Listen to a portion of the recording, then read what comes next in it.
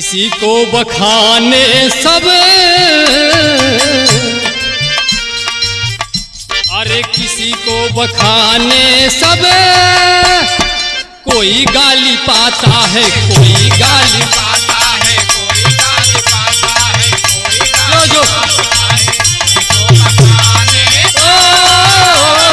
कोई गाली कोई गाली पाता है, कोई गाली पाता है, कोई गाली पाता है।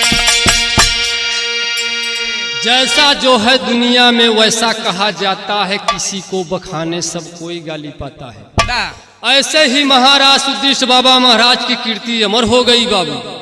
जैसा जिसने किया